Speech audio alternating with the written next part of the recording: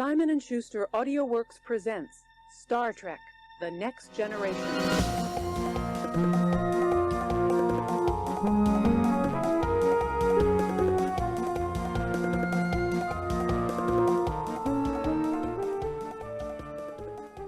I'm calling on from Scotland. Mm-hmm. I'm calling out from Scatman's world. Please help us. We're stranded in Scotland. We need to escape from Scotland. He died and we couldn't get out. You have We're the stuck keys in Scotland. to escape this place, and now we're stuck. Oh, he locked the doors and now we're desperately trying to get a message out. We built the device.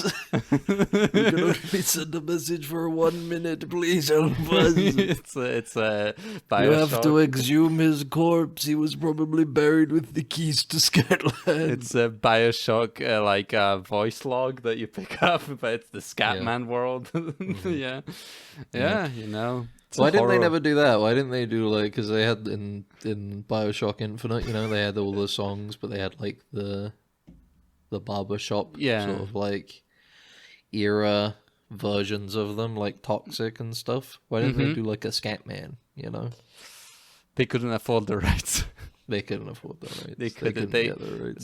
They wasted all the money on Toxic and stuff. They would. I think the writers of Bioshock Infinite realized that if they got hold of Scatland, they probably would have called the land they live in Scatland. Mm-hmm. The big Scatland in the world. Also, I guess it was very not racist, so they probably wouldn't have liked it. It was true. You're right. Because that was a society that I think racism was the currency. Yeah. What is it called? Comstock would be change these lyrics. Change the lyrics. Say both sides are bad. Yeah, exactly. You know. Would you go to Scatland if you had no prior knowledge of Scatman, and somebody came up to you and they said, "Hey man, do you want to go to Scatland?" Would you go? Probably not at the you time. You want to go to Scatland? But then I would probably regret my choices in the when end. You found out who Scatman was, you were like, "Fuck, I could have gone to Scatland." But the thing is that then I would have coped by thinking, it could have gone really bad if I did. Say You'd yes, and it was the other way. Maybe if I went, it would have not been good. Actually, yeah. Instead, you never know. Yeah, exactly. But the Scatman's world would be, it would you just hear people going whoa on rides. You hear the roller coaster tycoon whee when people get enjoying themselves. They fly around in Scatland. Oh, okay. You shouldn't call that place Scatland. Is he like a Willy Wonka-esque character in this world, in the Scatland? I think he discovered it, and then he shared it with the world. True. He's like a messenger, like a missionary from Scatland, I think one day Scatman discovered the means to get to Scatland. And then he came back and he told people about it. He would go up to people and go, "I found this magical place, I call it Scatland." And they'd be like, "Ugh, get away from me." Why does nobody want to come to Scatland? Why does nobody want to come to Scatland? But he found some people, and they thought it was a very different kind of place at first. But then they still liked it anyway when they found out it wasn't like that. It is pretty funny looking at then they got stuck in there when he left and died. He was the only one who knew how to get to Scatman's world. And because what they say, every utopia turns into a dystopia. That's true. That's what we learned from Megalopolis. Megalopolis, yes. Any sort of only story. one direction a utopia can go. But at the same time, a utopia is when we're able to ask these questions of each other. True. Yes. That's what makes it a utopia. It's circular. It's circular, It just happens. It's pretty funny to look at the lyrics for the Scatman song, because it tries to do the the entire Scatman thing. It goes ska-ba-dee dee-da-ba-da-da-boo-doo. Yeah, someone wrote it out. I'm the Scatman. Scabba-dee-bee-bop-bop, scabba-dee-bee-bop-bop. Oh yeah, because he goes ska-ba-da-ba-da-ba-doo, belly-da, belly-da, bala-da, bala-bala-da, bala-da. Billy belly bella belly bella bella do belly do. I'm the scamp man. He had a way with words. My eye's really itchy all of a sudden. Oh no, you got pink eye from Scatland. Oh fuck! I went to Scatland and got an infection in my eye. Everybody says when they get pink eye, they go like, "I've been to Scatland. I'm really, it's not my fault, okay?" But they just been eating too much ass. Yeah. In reality, too much ass. Just like Shia LaBeouf in Megalopolis. Too much ass eating. Well, if you remember, he ate Aubrey Plaza's butt in the movie. Yeah. Ass eating turns you into a fascist. Anti-wow. Anti-wow. Anti-wow. Wow. I Yes, can't. Anti-wow. I was uncomfortable, honestly. It was quite a lot. It was quite a bit. And it was long. That scene was long. And then, like 15 minutes later, they died. They died, yeah. Her plan was you're gonna go trick the old man into signing away the company to you, and then the old man read the piece of paper and was like, "Hey, wait a minute." And then he got bedridden, but he was pretending. He was pretending, yeah. We already talked about this. Yeah, watch the previous episode. We don't gotta talk about Megalopolis a second time, man. It's stuck. It's stuck here. I'm gonna it's gonna be a quest. I'm gonna rewatch it like in a couple of months just to see it again. See what happened. Did you see my new Discord banner? You click on my name. Oh, okay. Let me view profile. It's when he gets morphed into he gets the megalon put in his brain, and then and Aubrey Plaza is like trying to yell at him about something, and she's down on her knees, and then his face wrap goes away, and he like does the gong, and it's like wow. Yeah, that bit was awesome, man. Yeah, I guess it was awesome. I guess that movie was good, man. I don't know, man. I liked it. That's the thing. I'm going to rewatch it after a couple of months. And then you'll be the one that has the final say. Yeah, absolutely. Don't worry, everybody have the definitive answer. Yeah, was it good or bad? Yeah, because it could be like Freddy got fingered. This is the Freddy got fingered of our generation. Honestly, Eventually, we will, people will say, like they said, those guys said that, the second worst thing that happened on 2001 was Freddy got fingered, But then later on, they changed their minds, They went, actually, Freddy got fingered, got a point. It was Actually, it was the best thing that happened. It was the best thing that happened on the 20. Which, to be fair, the bar was kind of low. It was a bad year in general. It was a bad year in general. A big thing happened. It's just that people didn't like what you don't realize in 2001. People just didn't want to laugh. They didn't want to laugh anymore. They just didn't want to laugh anymore. And then I don't know what came a little man called Tom Green from Canada. Yeah. And he failed. He failed to make him laugh. And he did fail. But then you'd look back and it was like, it wasn't him that failed. They failed him. Yeah, honestly, true. They failed him. And that's why we're proud of Tom Green and his work on the movie. Proud. But yeah, welcome everybody to Dead Ensigns, a Star Trek themed general media podcast. This is me, Max, and this is Ben. Hi. Hello. Hi. And today we're speak louder. Hello. Talking about Scatman. Scatman specifically. Scatland. The entire episode. It's just going to be about Scatman's world. What have we been talking about the last 3 weeks, Max? Come on. Tulsa King? There it is. Because we are the #1 Tulsa King podcast out there. True. Where every week we're bringing you the breakdown, what happened, who did what, what's the trajectory, what do we think is going to happen, what was our favorite moments, our favorite performances. Yeah. Any Easter eggs, any Easter eggs in there. Yeah, this episode has some good performances in it. Bodhi finally acts.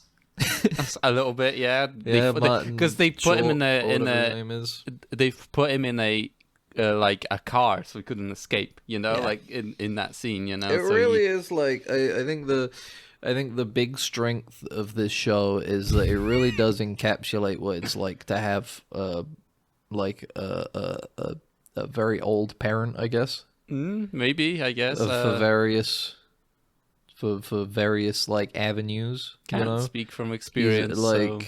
I think Dwight is very much the father figure, and he likes annoying people. He likes pests, especially when he gets a little high from all those CBD, CBT,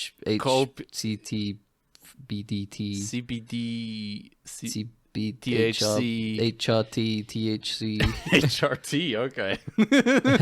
Lollipops, and he starts to get a little bit like. And now here's the thing. I feel like, why would Dwight not know who Fish is? I feel like Fish is a bit of like an American staple. It's like American Pie sort of thing, like Isn't apple that pie. like a big thing? Like, I've never heard a Fish song, I think, but I do know Fish as the like bad stoner band. Yeah, People who are stoners listen to it and they go, "Damn, it's so chill," or whatever. It's a lifestyle. If listening to Fish is a lifestyle, you gotta follow them around because they do live albums. You gotta drive around America following them around to listen to them. It's like Ween but bad. Is what I'm understanding. Wow. So I take umbrage with the idea that when Bodhi is like, "I'm listening to Fish," and Dwight is like, "Who's Fish?" I don't. I feel like he would know. He made a joke like, "Well, how do you listen to a fish? It's underwater." Yeah. But then after that, he should have been like, "Yeah, I know Fish. Mm-hmm. I grew up with Fish, and he let was me tell in you, prison Fish though sucks." for a while. When did Fish? Because he was in prison for like 25. He went into prison. Yeah. In what, like mid-90s was the idea? Yeah. right? Let's have a look. When When did Fish become big? Wiki. Years active, 1983 to 2000, man. Come on. Yeah. I feel like he'd know Fish. No, Big did never when Fish. he was doing his gangster stuff, his mafioso stuff. No one was like, They never "Oh, go you should-" deliver some marijuana, and he's like, they go to the typical stoner place, and he's listening to Fish, and he's like, "Who is this?" And it's Fish, man. You never heard of Fish? He also Yeah, I don't like mentioned. it. Yeah, go on. Yeah, I don't like it. I just I don't know. It's a full stop. quoting. It's like it's his catchphrase. but he does mention that his sister was into like Led Zeppelin and stuff and like rocker stuff and things like. So I think like she would also be kind of, at least she would have known about Fish. So it probably like through osmosis cultural osmosis, it would have fed itself into him at some point, I think that's the biggest ding of this season so far. It feels a little out of character for Dwight to be like, "I don't know who this is," as though they're like some really new modern music. It's They are more. I feel like it's fair to say they're more of his era than Bodhi's. Really, honestly, yeah. It's a cinema. We're making a cinema sin video for the entire season, and there's there's one sin in the entire video, just one in the top right corner in the whole season, and the only sin. The rest is perfect. Yep. What did we think of this week's episode, Max? There is a little bit of doubt in this one. Like there's a little bit like regret. Well, now there's like real danger coming. Yeah, complexity in terms. It stops being about like, "Oh, we're doing some white collar crime." Yeah. Now it's like, "Ooh, we're involved in accessories to a murder, perhaps." Mm-hmm. Yeah. But it's fine because we trust Dwight because he's a good guy. Yeah. But now it's like a turf war is happening, maybe. There's going to be a turf war. The triads are out there. The triads are killing people and they're taking over. Yeah, yeah. It's crazy. And there's a takeover happening in New York. The guy who killed his dad, the guy coming underneath him, he's like, "Yeah, let's cut him out of the picture." Yeah, Turns out he's a no good father killer. A coup d'etat is happening in New York. Everything's going crazy, and it's all because of Dwight. All because he's making waves. He's waking, and that's how you know he's a great man of history. Is because just him trying to do stuff is creating all of these huge waves for other people, and all this huge amount of change for others. That's how you know he's a a great man of history. He's stirring, like, changing the status quo. He's like meddling. And people are like, "Fuck, I don't know what to do now that the status quo has been, the equilibrium that we were in has been, tarnished. By his actions." Yeah, true. A great man. He is a great man. He is similar to Caesar from Megalopolis, really. True. Yeah, as we did say that. Yes. They're both shaping the world. For the better, it has yet to be seen, but the idea is that he's moving them into the unknown. All true. of them before this, they like the guy who's driving them around. Tyson. Before now, he didn't know anything about murder and hiding a body, and now he does. Yeah, no, he's an accessory to murder. Perhaps. Honestly, perhaps he is. Perhaps he isn't. Yeah. Who are we to say? Yeah. But in this episode, we got a lot of stuff when it comes to, like, we have the scene with Tyson going back home, and his dad is like, "I don't want to have anything to do with you," kind of, in a way, I don't want any of your dirty money. Realize his son's got something going on. He don't want anything to do with it. Similar to last season. He was worried his son was going to get into some bad news, and he did. He did. Because now he's involved in murder. Do you think that at the beginning of this episode he had the shirt with blood on it? Do you think that's going to come back later on? I think he'll come back. He'll come back. He'll accidentally give it to his mother and ask her to do some laundry. And then, whoops. Oh, hold up. It's strange. Blood stain on your shirt. He's going to have to be like, "Oh, yeah, I cut myself by mistake. Shaving. Cooking I was some broccoli. Eating hot dog, I was eating a hot dog and I got ketchup and it burned away at my skin and flesh and I bled."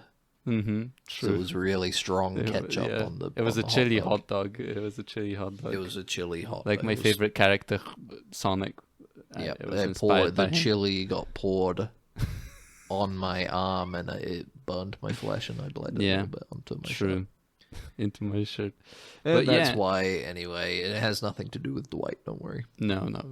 And we got his sister is nagging him. Well, his sister knows what's up. Yeah.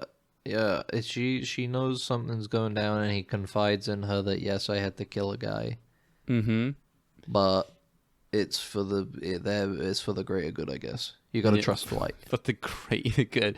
It seems like he's a little bit like a little bit unsure about it though. Like he is like a little bit like, I don't know if I'm pushing too hard, because he didn't work. Because he had that conversation with the guy that runs the bar, saying, I'm always pushing too far, I always bring a bazooka when I could have solved the problem with a pea shooter, Yes, exactly. But he gives him some sound advice, because here's the thing, again, like Caesar traveling into the unknown, Dwight is like Columbus.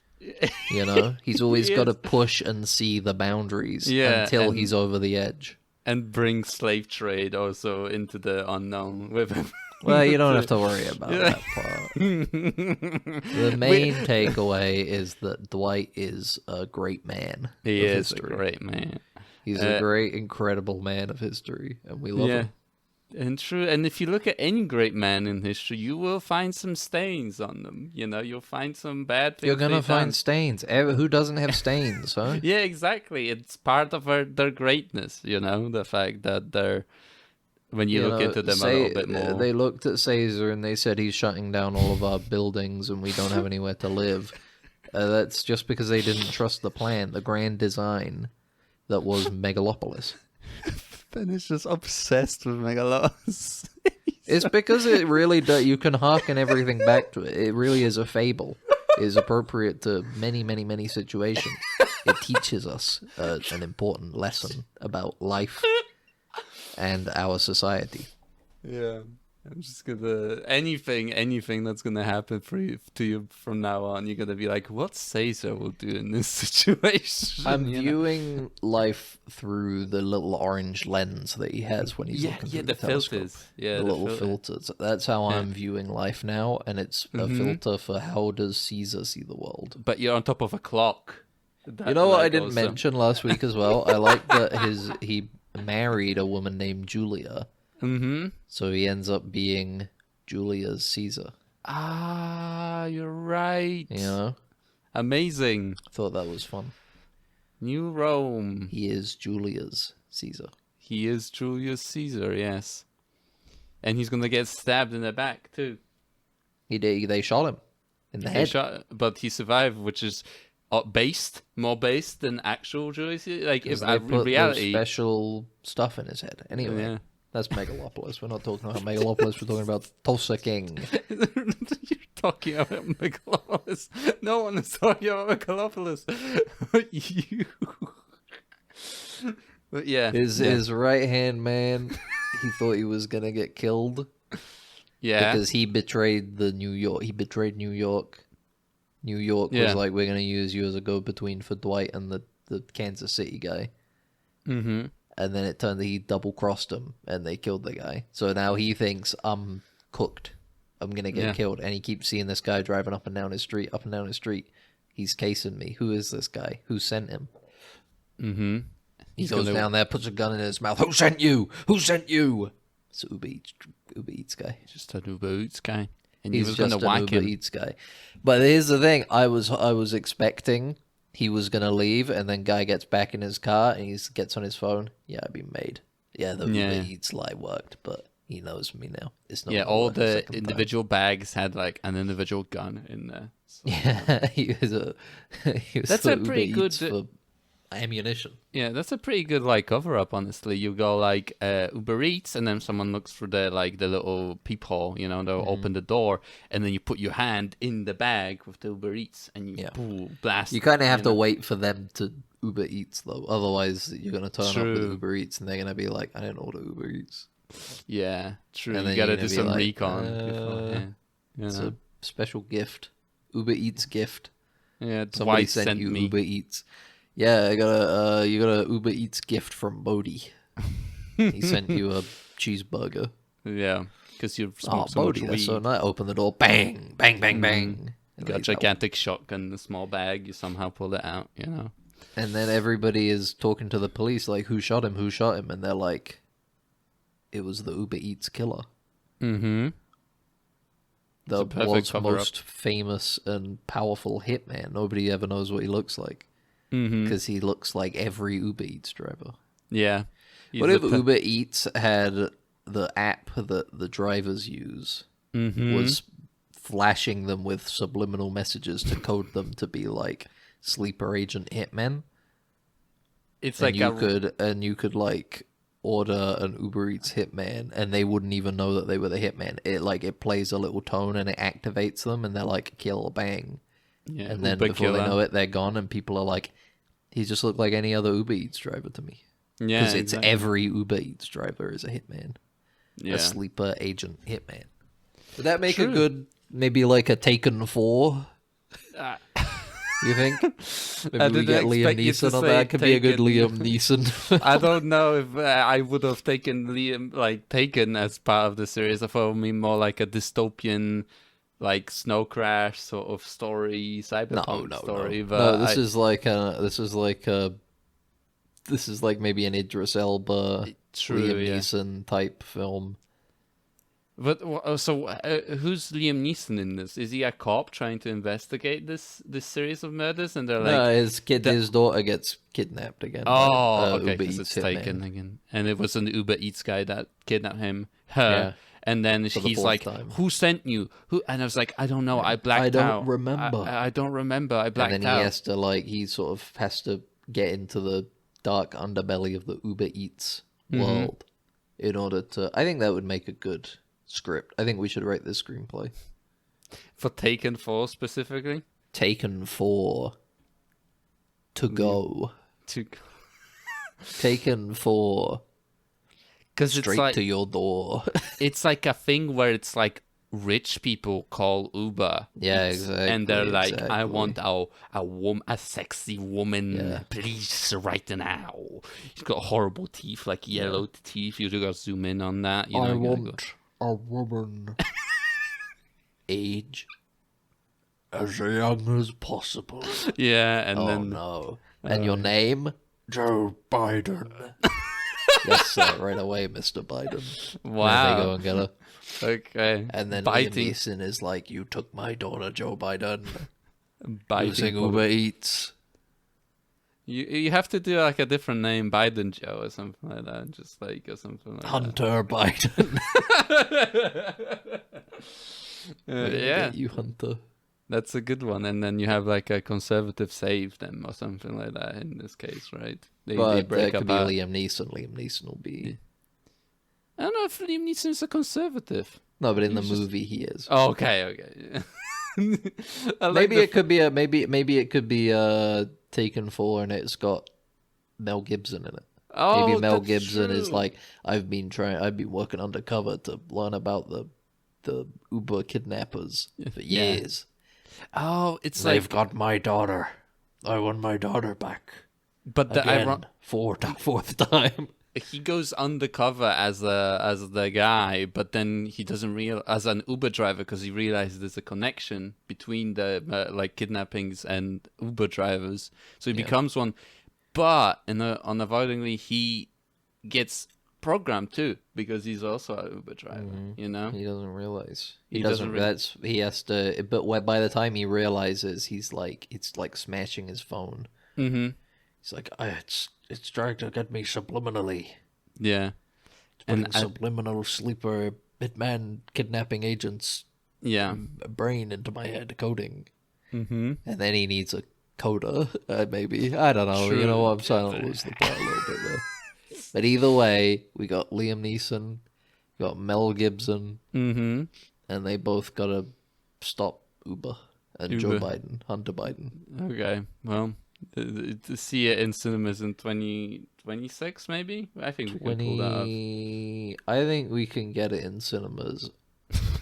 I think we can get it video on demand. 2027, I think. Okay, that's good. Yeah. That's good. Yeah. Which is going to, at that time, it's all going to be video on demand because cinemas are going to be dead, you know. Yes. Well, it'll have you know, when Netflix does like those limited release in cinemas where they run it for like a week in like 4 cinemas. Yeah. Just so they can make it like Oscar eligible. Yeah. It will be like that. Because we're expecting to get an Oscar. This is gonna be Mel Gibson's big comeback. We're gonna get like an Oscar for costumes or something like that. He's gonna Like a get technical- the first apology Oscar. That's a It's gonna good be one. category Apology, yeah. apologies. Who else would be in People there? who have been most wronged by the Academy. Who else yeah. would be in there? Weinstein? Kevin Spacey. Kevin Spacey. Weinstein, they revive him posthumously, yes, posthumous. post-death. Yeah. And Brian Sick. We're so sorry, Mr. Weinstein. After he releases his documentary about how he didn't do it, which he was apparently working on. Oh, that's People are awesome. going to be like, we're so sorry. But I think we're going to get it for Mel Gibson. Because those other people are actually evil and we don't want them to have it. But Mel Gibson got better, maybe? I don't know. I don't assume know. he did. But maybe he didn't. I Hard don't to know. say. I Hard to haven't say spoken sometimes. to the guy in a while. You know. No, not since the last production meeting we had Yeah. for Taken 4. Yeah, exactly. Anyway, Maybe. Tulsa King, Season 2, Episode 4. Bad things are on the horizon for Dwight and his crime family. We get a scene. I'm still thinking that Thresher paying off that one guy in his crew, you know, the guy who's getting divorced. I still think that's a red herring, and the real guy who's gonna flip is gonna be Bodhi. Yeah, I feel like them, especially now with like we had the scene with Tyson. Is becoming a bit of a right Tyson hand, was, yeah, right- he's right-hand man. he's like really pushing now. When they Really? were having the meeting with the people with the Native American people with the land and the wind farms and stuff and the hydroponics, he kept like butting in and saying shit out of turn, and it's like you gotta let Dwight do the talking here. Yeah, because that's the thing. He doesn't realize that you need to listen. You need to listen. Sometimes you need to step back and Yeah. listen, because not everything needs a response. You should. This should be like that's going to be on your grave. you know. I'm stealing it from that one image that has a picture of Idris Elba on it, even though I don't think he said this. But you gotta learn to sit back and listen, because not everything needs a response. That's basically what, and he hasn't taken the lesson. He's kind of barging in a little bit, you know. He is. He's overstayed, and it's because of the murder thing, I think. It is. He now feels like, I'm in deep. Yeah. In for a penny, in for a pound. I'm gonna be the right-hand guy, because he's always wanted to try and be kind of the right-hand man of Dwight. Yeah, true. But everybody else who is more senior to him has been like, come on, man. You were an Uber driver like a year ago. And now you think you're Dwight the General Manfredi's number 2? No, come on. Well, you need to get some years under them belts. Yeah, exactly. Maybe get your work experience up. Do some internships for a couple of the people. For a different mafioso family, you know. Yeah, get a bit of experience. Then you can maybe be a number 2. True. But so we'll see how that plays out. Probably not going to be good. We get a scene where Dwight is teaching his grandkids how to fight. He's like, you gotta punch, you gotta lean into the punch, you know. You don't. Yeah. This is how you know. It's like Ippo. You gotta twist into the punch with your hips. You know, it starts at your feet. It starts at your heels. Twist into the punch. Yeah, that's he where made the power them comes from. Go outside and leaves were falling. Yeah, you gotta and you start punching the tree, and then you're gonna catch the leaves. Yeah, but he was like, but then his daughter was like, yeah, well, they're going to a school which is like it's a non-binary school. I'll be honest, I don't actually remember this scene. No violence, like you know what I mean. Like it was like very harshly zero tolerance. Yeah, for violence. Policy school of violence, and which is bullshit. Honestly, like you can't do that. It's like very kids funny, will very fuck funny. each other up. Very funny conceptually, because it's the implication of other schools being like, you know, we're indifferent. You know, if a kid fights, it's like, whatever. You know, kids will be kids. But this is the first school brave enough to say, no, we don't want violence here. We take it seriously here. We take this seriously. Education. Yeah, so that's why Dwight is right, honestly, because honestly, well, they're gonna be this is a zero violence school. They're gonna be kings of that place. Before honestly, with Dwight as their grandfather. Yeah. He's gonna be like, what happened today? Oh, my bully Johnny took my crackers at lunch. What you gonna do? Tomorrow you're gonna take his crackers, and then you're gonna say, every week from now on, I want 10 crackers from you. And if he talks up, you give him one of these. They do racketeering at their non-violent school or whatever. Yeah, but that will be the kicker. That will be the punchline. Is that they're shaking people down. But Dwight's gonna be like, were they being violent? And they're like, well, no, they haven't hit anybody. And he's like, well, what's the problem? Yeah, because like playing by the rules. Yeah, exactly. As you know, like let them be angry as long as they fear. You know, so exactly, exactly. Like, if they're you gotta rule with fear. You know. But yeah. Fist. He's like, I taught you how to defend yourself in school, you know, to his daughter. But, you know, it's true. You should be able to just punch people in the face. I think it's like quickest resolving way things out. Yeah. Could you imagine if 6 weeks ago I didn't just kind of Google Tulsa King mid-episode? We wouldn't have even known. I think it would probably pop up on because I have Paramount Plus, so it maybe pop up and I would. But then we would have been late. We would have been like, "Fuck!" The zeitgeist would be gone. Fuck! We're behind. We're so fucked. Now we know. Now we have the. I can't wait for more. Yeah, honestly, true. King, the only thing I'm looking forward to is Tulsa King nowadays. It's the thing that gets me going week by week. Once Tulsa King's over, unless they announce another Star Trek show, I don't know what I'm going to do anymore. Might be the end.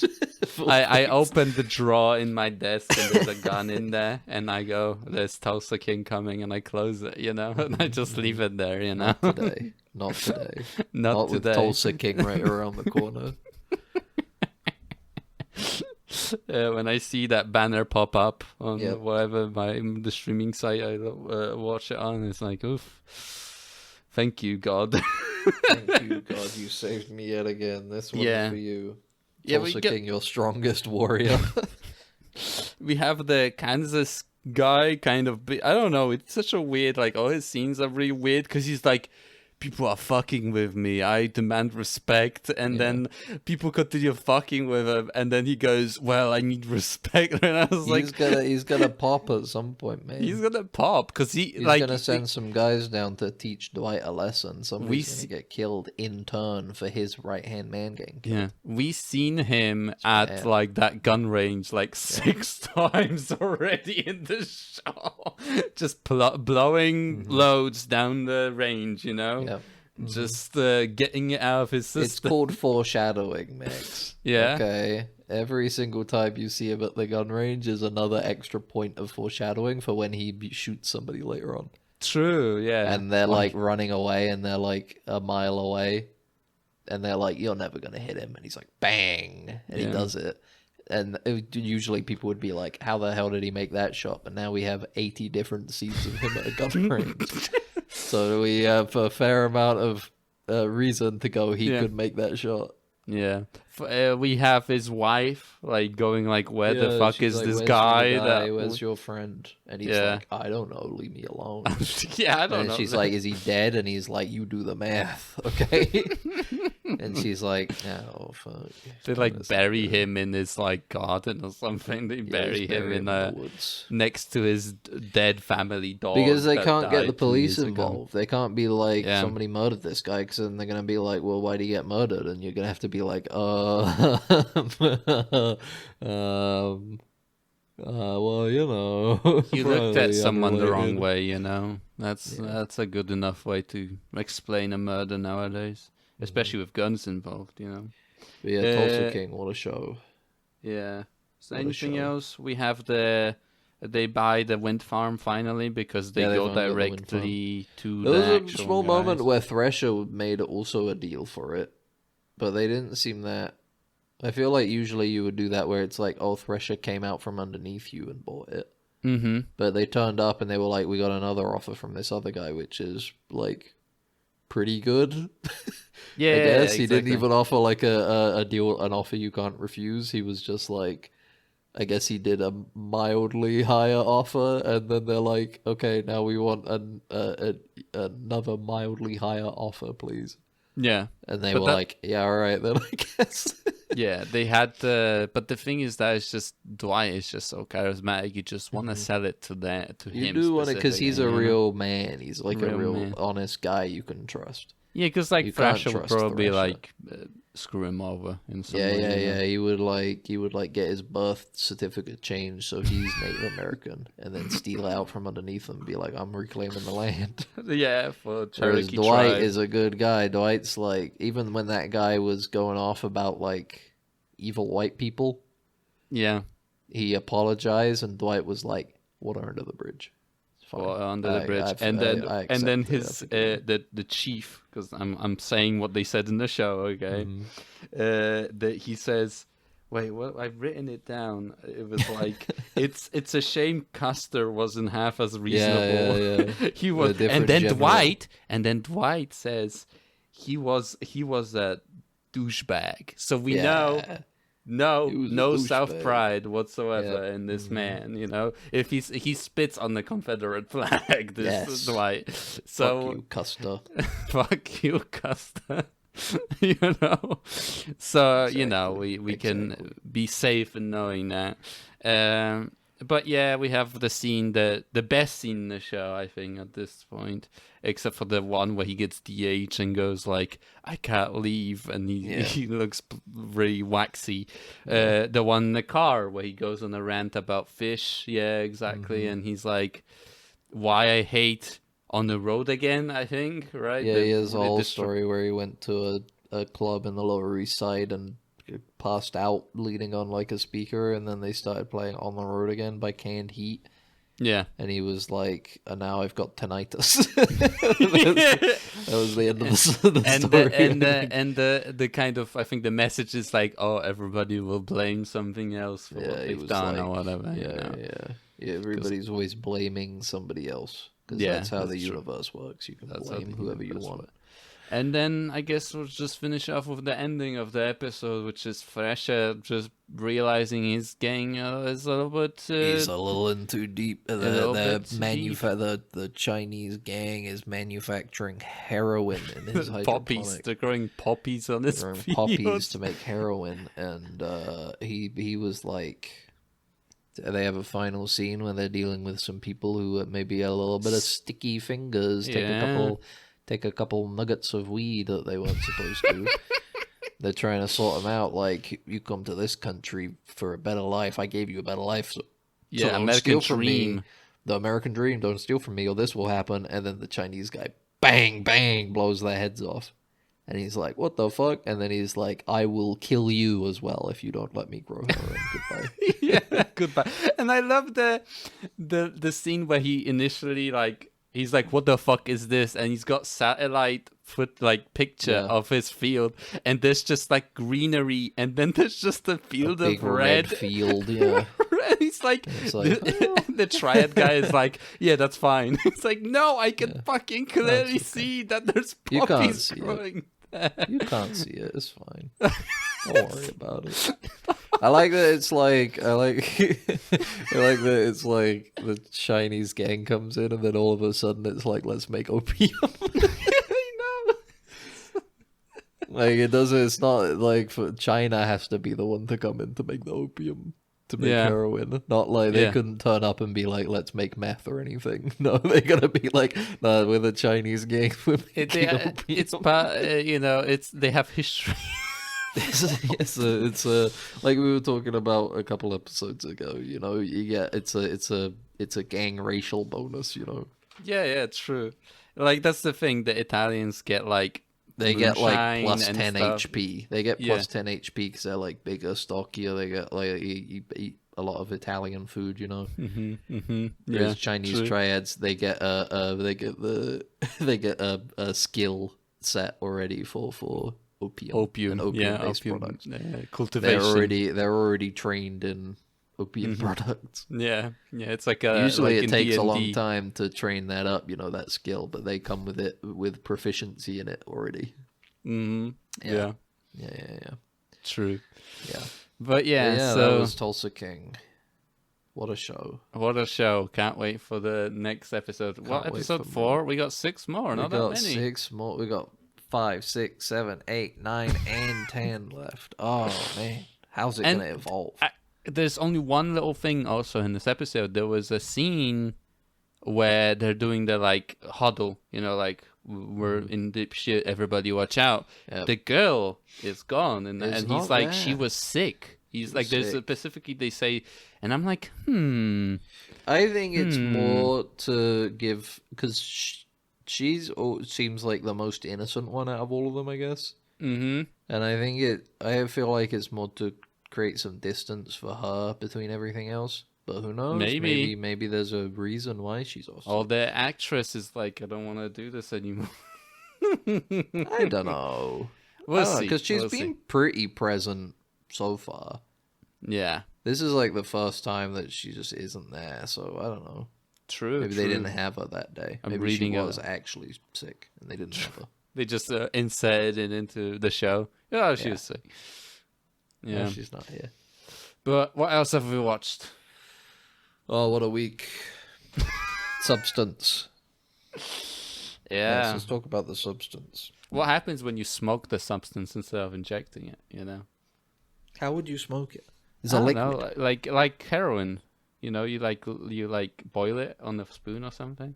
I don't know. Yeah, no, but they do that and then they do that to liquefy it and then they syringe it and you get the fumes. You get the fumes like crack, you know. But yeah, the substance. I think I'd be fine with the substance. True. I think I'd be normal about it. You just be okay with it. I would pretend to be a different person so I can get another dose, so I can get multiple substance like proxies or whatever, from like that's kind of what she did in the movie. No, but it was her proxy that did it. It wasn't the Matrix or whatever you want to call it, the food Matrix. What an awesome movie, man! Yeah, what a good week. Tulsa King, The Substance. We eating good tonight, We really are. I really like this movie. I really like how kind of deliberate and kind of detailed it is, although it still has like everything feels like a choice, visual, whether it would be visuals, the actions and stuff. Like it's really good. Basically, I really enjoyed this film. I love this movie. I really love, what is he called? The guy, the Dennis producer. Quaid. Dennis Quaid was Dennis awesome in this. Such a caricature. Yeah. Very disgusting. Just a disgusting man, and the way they shot him at too. The beginning. He's always really up close to the camera. Yeah, like the weird fish eye right up in the lens. Yeah. It's awesome, man. What a cool movie. This movie reminded me a little bit of like, there's this movie called Society. I don't know if you watched it, but it was Society was bad. It's a shitty film. Okay. But this movie feels like if someone basically made a good version of this film, basically, kind of tangentially, related to Society. But like, it's just, it's good. The gore, the effects, and whatever, so much amazing. Gore, a nice slow build to the gore. Mm-hmm. It wasn't like there's a big bit early on when she first takes the substance and then her back opens up. But that scene, I was like. So I heard beforehand, like, this movie gets a bit crazy, Yeah. I heard a lady in the cinema when I went to see Megalopolis say she was seeing Megalopolis purely because she had just seen The Substance and it was so grotesque that she had to see something else to get her mind off of it. Yeah. So she decided on Megalopolis or whatever she felt about it. And then she saw Shia LaBeouf and was like, fuck. She was like, I gotta go see The Substance again. Yeah, get it out of my mind. I got Shia LaBeouf eating Aubrey Plaza out of my brain. On Team Wow. So I sort of went in, and that was I saw that, and I was like, well, that was kind of bad. It was kind of gross, It was a cool scene, her eye splits up and stuff, and her back opens up, and Margaret Qualley comes out, and she's sexy. She's so very sexy now. She's young, especially. That's young and very sexy. important. And I was like, well, that was kind of bad. So this movie must get really crazy afterwards, and then cut to fucking Demi Moore shambling old woman crone walking out, breaking her legs and stuff. Are we doing spoilers? Are we doing spoilers? The spoilers for The Substance. You should have clued in on that early on, buddy. Okay. And then Margaret Qualley doing a fucking falcon knee. Yeah. On her into her own portrait. And then she continues kicking her on the ground for like 5 minutes straight. She does a falcon knee. She does a Spartan kick on her. It's awesome, man. Yeah, what an incredible. And she's like, unfortunately, she's already been given the serum that makes you fall apart if you're a proxy or whatever. Yeah, the clone termination serum. Or whatever. She's got the big New Year's Eve show tonight. So she has to take. Oh man, what a movie! For me. What I didn't know and what I really enjoyed about it was how childish it felt. Mm-hmm. It's very straightforward. It's a very direct movie. You know exactly what it's about. Yeah, true. But on top of that, there are a few more nuanced themes in there. I think communication is a big part of it. Yeah. I think there's a lot of stuff early on in which people aren't able to help her or aren't comfortable to help her in and how vulnerable she is, Yeah. Like there's the bit when she starts crying after getting in the car crash, and they're like, "Yeah, you're perfectly fine." Then she just starts crying because of how terribly her life is going. But the doctor is like, anyway, I gotta get out of here. Which is a bit early on when she's having the meeting with Dennis Quaid's character, and he alludes to the idea of women just like becoming broken and not sellable. And she's like, "What happens at 50?" And he's like, "Oh well, He's talking about menopause, obviously. Yeah, menopause. Yeah, Like, there's a well, lot you know, of... the thing that you could gotta... Yeah, there's a lot of stuff theming around, you know, how society treats women in general. You know? And again, with the childishness, it just comes to a head so perfectly at the end when she turns up as this big, hideous, like a trauma movie, Cronenberg's mass of flesh, and people get up, people just stand up in the audience and go, it's "Monster!" So good. It's so good. That scene, like, monster! it was so good being in the cinema because everybody was like giggling It's a little bit. They were going like, funny, "Ooh," and giggling, and like the guy staring at runs up and explodes her head with like a crowbar, and then her head grows back, and it's like starts spraying blood everywhere. People are freaking out. It's so perfect. I love the like that scene specific because like how like they're just screaming, you know, like it's like they're chaotic. horrified. It's horrified, but they're just like, it's just so chaotic. There's absolutely no empathy whatsoever. Yeah, absolutely. Like, they are furious and horrified at this woman. And there's the arm falls off, and she starts spraying the entire room with. There's no sympathy for her whatsoever because clearly she's like in. It's fucked up what's happening, but people react like it's Frankenstein, and it's so perfect. Everything in this movie is just so well done and perfect. Everything, it's so, like I was saying, it's so childish and simple. Like the fact that there's no specific name to anything. She just is on TV doing an exercise program in the morning. It's called The Morning Show. And her big break is that she's going to do the New Year's Eve show, which is great because nobody watches that shit. Nobody watches the shows they do on New Year's Eve in reality. True. That shit's like they have like lots of old and washed up celebrities on those things because nobody watches that shit. But this is the height of her career. Like she gets this. It's great because it's all her motivations are very vindictive. You know. It's like she gets this opportunity to start over essentially, and her choice, really from the get-go, she has the opportunity to just leave this disgusting industry that she's in. Yeah.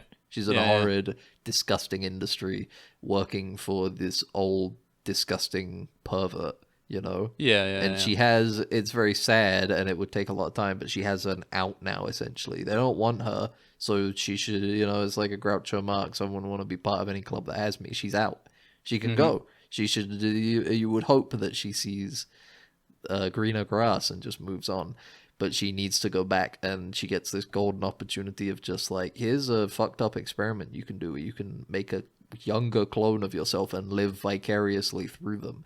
And her only aspiration is to go back and do the same shitty job. It's like it's not even it's literally just like, I'm gonna show them that I can still do it by taking chemicals. I can. It's so good. It's so good. And there were a lot of moments that were really sad. I think the director, whose name I can't remember, it's a French woman. Let me get up. This movie feels a bit French, like raw. Or it's like it feels very Verhoeven, very like European, like over the top.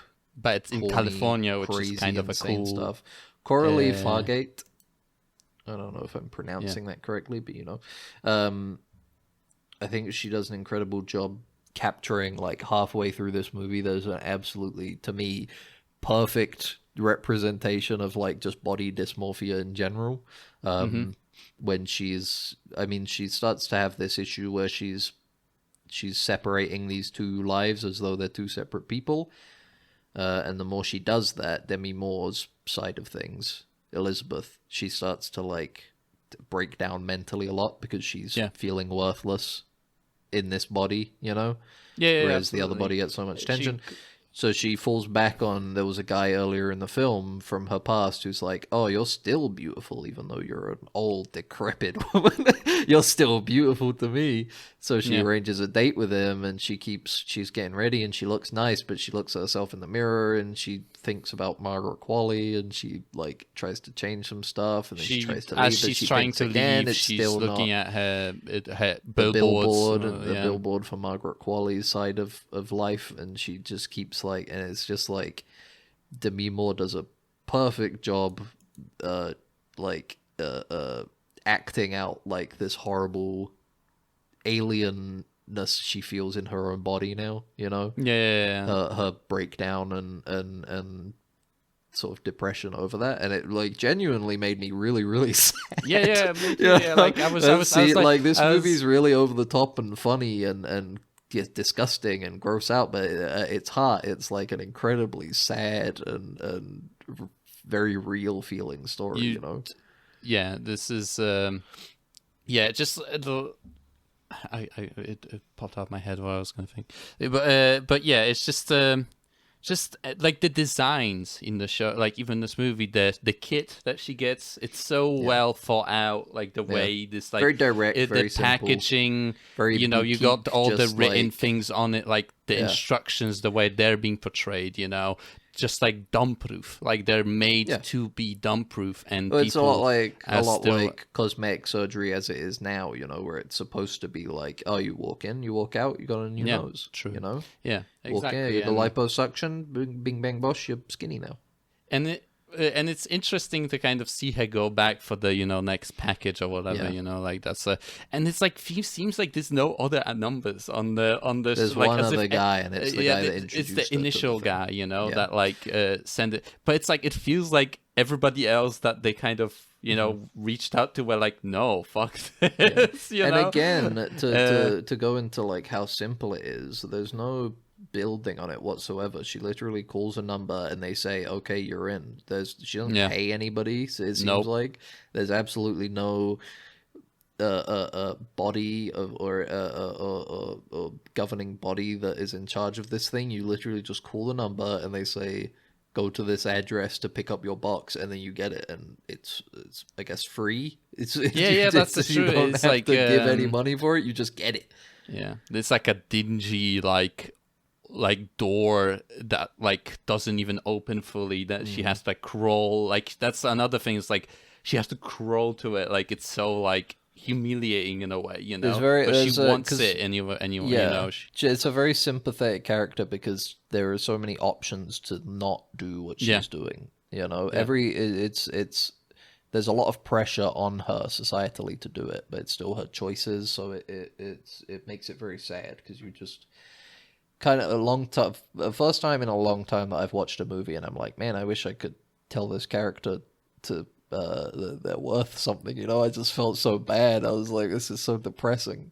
Because it's Demi Moore, and obviously Demi Moore is still a attractive woman, true, and it's so you end up feeling really empathetic with her. You're like, damn, this is so depressing. it isn't just about because in this movie we're like seeing a life of a like an actress, right, or someone that, but it's an aged, mature actress now. It's a general thing like that 50. It literally starts people go on her through, 50th birthday, so. in they don't have to be an actor to feel this way. That's why I was saying with the body dysmorphia stuff, where it's like you don't have to be going through her exact situation to feel this, because it's just like, who can't relate to comparing feeling that way about their own body at some point or another? Just this feeling of like, you can't, I feel you like aren't what you want to be, a good what way people expect you to be. Describe this movie is very like maximalist, when it does things, it really goes like the sound design is awesome. Like I was bumping to the fucking music that was playing. It was great, like strange otherworldly like horns that blare, like it's good. It's good. Everything in this movie is just so perfect. It's like, and it's just like the great stuff. Like you've got like a theming of like motherhood in this too, like there is like definitely seeing it's so like it's just so like genuinely just a great film. Like that's the thing. It's just a really, really good movie that executes on so many, like the theming, the things that it wants to talk about exquisitely, and just the detail. Like there's the bit where she's marking things on the calendar and her days are X's, while the She's surrogate's counting it days down are to Sue, to Margaret yeah, to Qualley. Sue, and then she's writing Sue on all the days that she becomes her surrogate, whatever. Because Like, that's what it's about, like, because the old man, when she encounters him again, the doctor that got her onto the substance in the first place, and she sees the old man version of him, 'cause she met his young, beautiful proxy. Yeah. It's just outright. They say, like I said, like you said, it's very maximalist. This movie is so incredibly direct. Nobody should have a hard time reading what this film is about.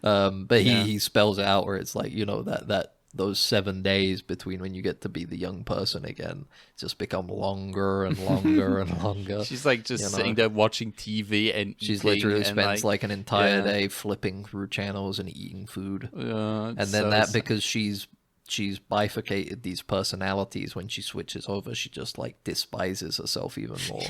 That's what the old version of herself was doing. She just feels more disgusted. And the logo for the company that provides the substance, a circle, but it's a split circle where one of the sides is flipped. So it's like the whole, you're technically still the same person, but there's just like a split of two, It's just so, that's what I'm talking about. It's just a great film to even just read into and analyze. Exactly, it's all the themes are very direct and great. Just easy top 10 of the year. For sure. Honestly, true. Yeah, and that's a strong, very strong movie. Recommendation for go see the movie. Substance. And I'm glad to actually, because it was pretty funny, as I was like looking at, let's see the viewing for the Substance for this other cinema that I don't really like that much, and the cinema I went to was like the Substance is on in 15 minutes. I was like, all right. And I like sat in the car and just like fucking bolted over. And I'm glad I did it. I genuinely glad that I was like forced myself to go see it, and spend time. Because in the cinema too, as I said, the soundtrack and stuff, and it's a good movie for the cinema because it's even for the audio definitely. Experience in this movie. Great. Our hats off to you, Coralie Fargeet. Probably saying that incorrectly, but you get the Dead Ensign seal of approval. Finally, little effect. I don't think we gave a one out in a while on this. Maybe it's like a laurel with the little two skeleton fingers over it. True. Yeah, and it says Dead Ensigns seal of approval around it. Yeah, exactly. The biggest it's going to be on the poster. Put that on the poster. Cover up Margaret Qualley and Diddy Baby Moore's face with it. The Substance, Dead Ensigns. That would be such a like a guerrilla marketing where we find posters in the wild and we stick our review onto the. We put a gigantic. And then we get in trouble for vandalism very quickly. They're like, why were you doing this? And we're like, it wasn't us. It was our fans. We can't control our fans, can we? And it's like clearly us, like on the camera. Yeah. CCTV footage. Anyway, that's else? We could. Well, I mean, that's it. Yeah. Right that's it. Wow. I don't know. I mean, I think I did it before last week, but I watched Fargo season 5, and it was fine. No. All right. It's not my favorite. I've been sewing a ball together. What incredible weeks we've had sewing a ball and watching a TV show. Yeah. Anyway, thanks for listening. Yeah. It'd be like that sometimes. It do be like that sometimes. That's the thing. That's why we should be more daring. We should go out there and like put ourselves in danger so then we can talk about it on a podcast. That's scary. It's scary. I'd rather keep watching a TV show or a movie and saying what I think of the thing. That's true. We should go to Scatland. The next episode is going to be a review of Scatland. Next episode is going to be live from Scatland. It's just droning like noise. Just like, let me out, please, please. I need to get out. Help me. Make it stop. Make it stop. This has been Dead Ensigns, your one-stop shop for Tulsa King, Star Trek sometimes. Mm-hmm. And the substance specifically. Mm-hmm. I've been Ben, this has been Max. Thanks me. for listening. If you've enjoyed what you listened to, why don't you give it a rating? Maybe save and follow it on whatever you're listening to it on, or downloaded it from. Please do. We would much appreciate it. And you can also check it out on YouTube. And if you do that, you can leave a comment there on as well on the uploads. If you have a question to ask us, or you want to make your feelings heard about what the job we're doing, good or bad, it's up to you. But if you don't want to leave a YouTube comment, you can also email us, deadensigns@gmail.com. Until next week, have a beautiful life, and we love you sincerely. Don't take the substance. It's not Don't take the substance. Don't do it. Only I'm strong enough. True. I can handle it. I could handle it. Okay. All right. And I could handle it, all right? You would do it, and you make a Megalopolis.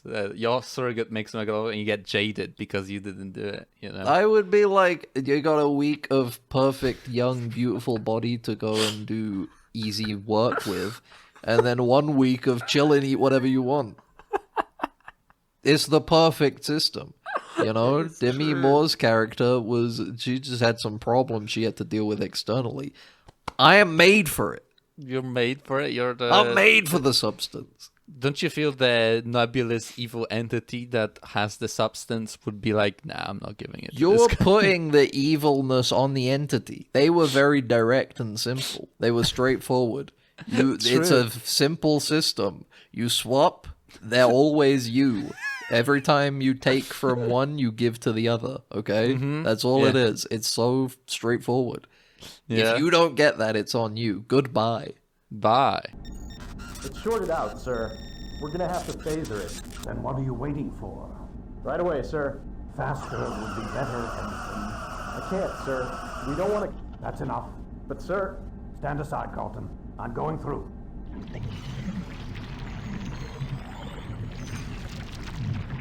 You're alive. Good.